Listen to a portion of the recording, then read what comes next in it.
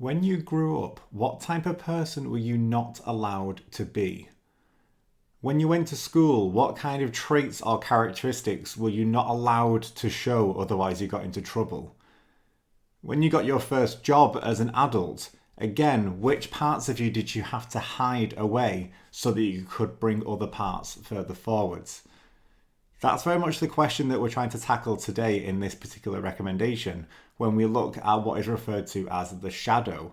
It's the parts of us which we have pushed away from ourselves, that are outside of our conscious awareness.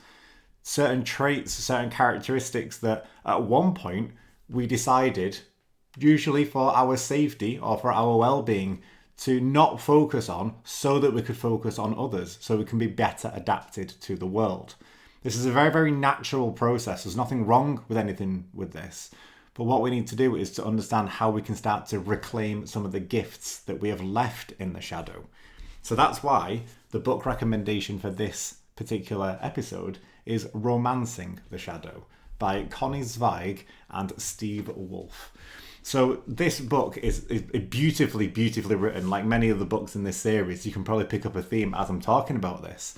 And they get to the point very, very clearly. And they also include in here a lot of questions for the people who like journaling to be able to reflect on as they go.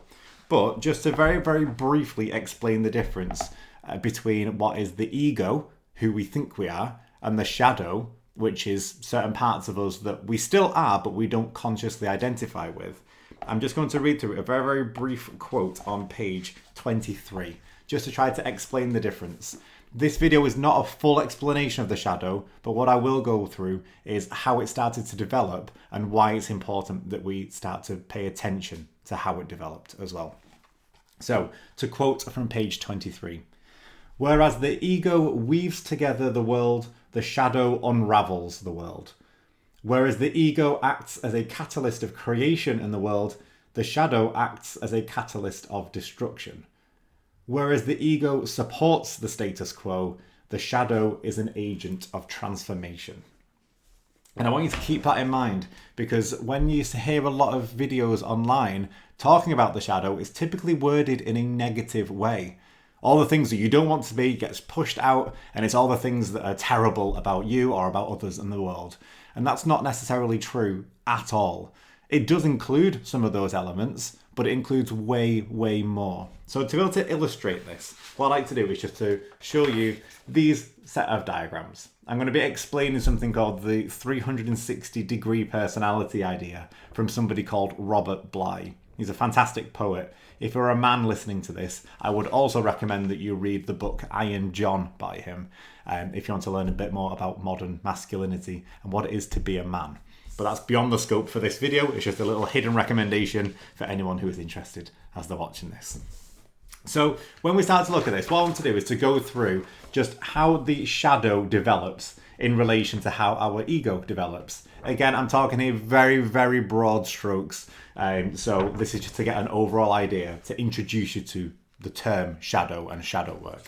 So if you imagine it, first of all, our personality, looking at box number 1 on here, or grid number 1, it's going to be 360 degrees. We have full access to everything, or at least everything is potentially great. So if you think about what happens if you're a baby and you are born into a very healthy, mature, functional family, every single thing that you do is going to be greeted with praise. Whether you're crying, that's still going to be met with attention. If you are sick down yourself, that's still going to be met with love and praise. Even if you poo your diaper, great, it doesn't make a difference. So you're still going to get the love that you need. And if you smile, all the better for it. There's nothing that you can do wrong. So as we start to look at this, that's why I'm referring to it as 360 degrees at the start, because absolutely everything is available to you. Obviously, we've not developed an ego at this point in time, so we can't really choose necessarily who we want to become, but everything is at least accepted. But then what starts to happen as we start to develop is certain things, depending on the culture and the context that we are born into, start to get promoted more so than others.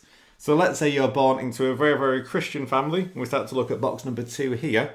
But let's say at this point in time, you're maybe 6 or 7 years old. Then what's going to happen is you're going to still be loved and respected and praised, but there's certain things in our family that we don't do. So they get pushed away a little bit. Maybe someone who is a little bit overconfident to the point of arrogance. Maybe that's going to be a trait which gets pushed away because it doesn't fit in with who we are as a family or who we are as a religious person. So we might have things like overconfidence, we might have things like arrogance, we might have things like rudeness. In a lot of cases, it's things which, maybe they should be like quite rightfully put in their place. But it might also include, when we talk about overconfidence, just confidence in yourself.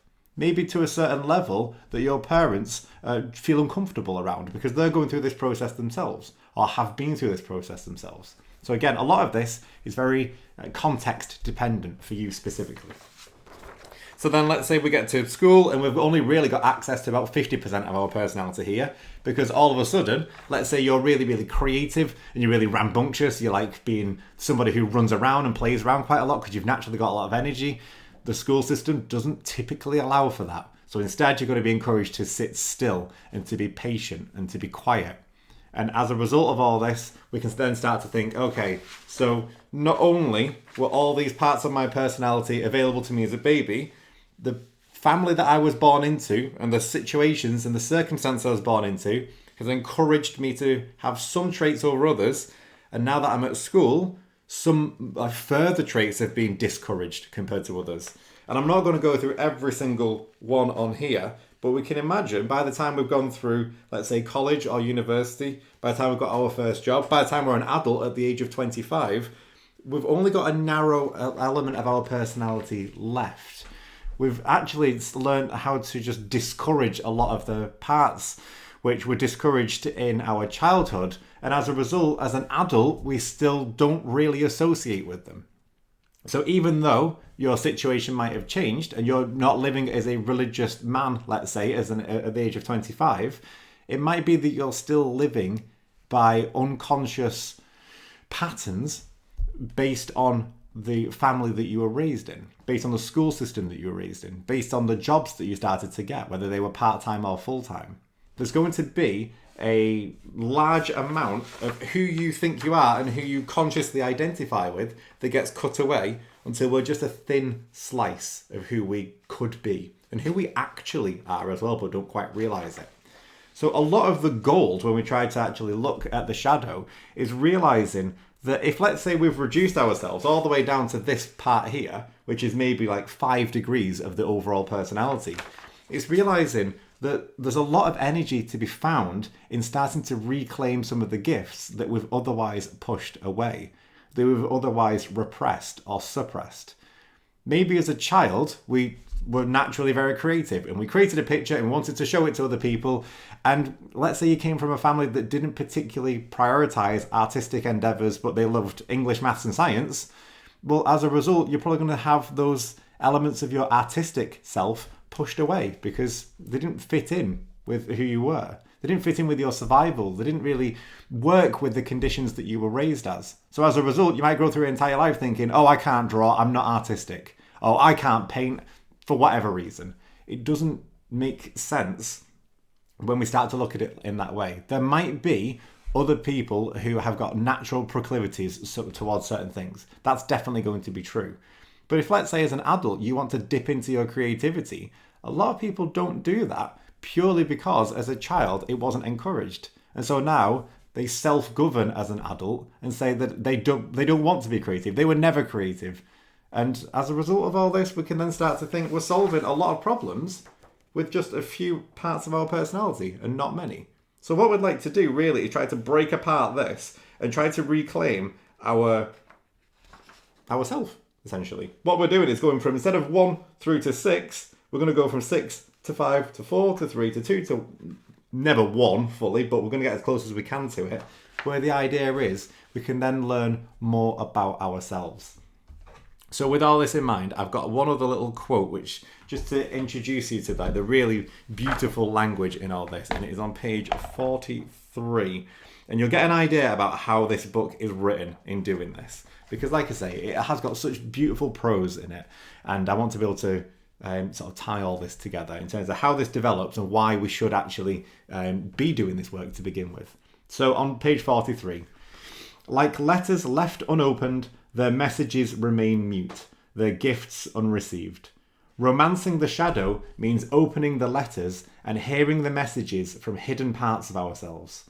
Romancing the shadow means listening to the voices that have been silenced and honouring what they have to say.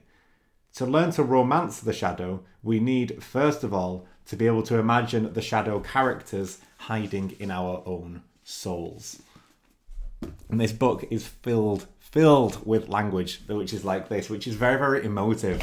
Just this idea of having written all these letters to yourself and now not knowing 20, 30 years down the line what was originally written in them. What happens if you open them? What happens if there are gifts that are waiting to be received by you as an adult from your childhood self? That's what reclaiming and romancing the shadow is all about.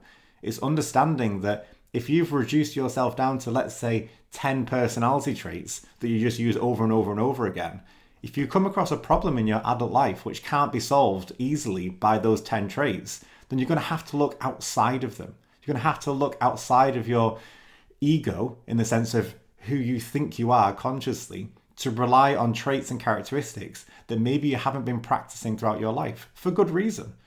This is all about not necessarily like blaming or judging or criticizing anybody.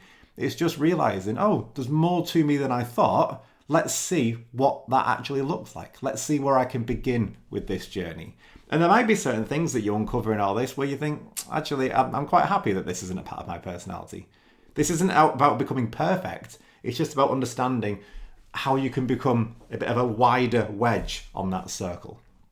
So as we start to do shadow work, and this has been extremely useful for me, you'll realize that you are way more than you previously thought you were. And actually, you might have been living on autopilot a little bit. And there's a lot of energy which is unearthed by practicing life in a different way, by trying out a new mode of being. Including, just to finish off this video, like the idea of jealousy for me was absolutely huge. If instead of just feeling terrible about myself because I feel jealous about someone, instead what I can do is I can then look at that other person, realize what it is that I'm jealous about in them, and then reflect that back to me. To take more awareness of the projection that I've put out on other people, I can then reverse that process and think, okay, maybe through them I've realized something about myself which I didn't previously know. As a result, we're talking there about shadow work. We're talking about this idea that I am more than I thought I was, but I'm going to have to go outside of who I think I am and just take a couple of steps outside that comfort zone to be able to play with that idea, to be able to experiment with that idea. So, like I say, this is not a full explanation of the shadow, and I've just gone over this in very, very broad strokes for now. But that's why this is going to be a particularly important book. This might even be in the top 3 that I've read out of these past 100 books. And it has been absolutely amazing for me, and I'm still using it on a day-to-day basis since. So that is Romancing the Shadow. And that is your introduction to shadow work if you haven't come across that idea before. Very, very, very recommended.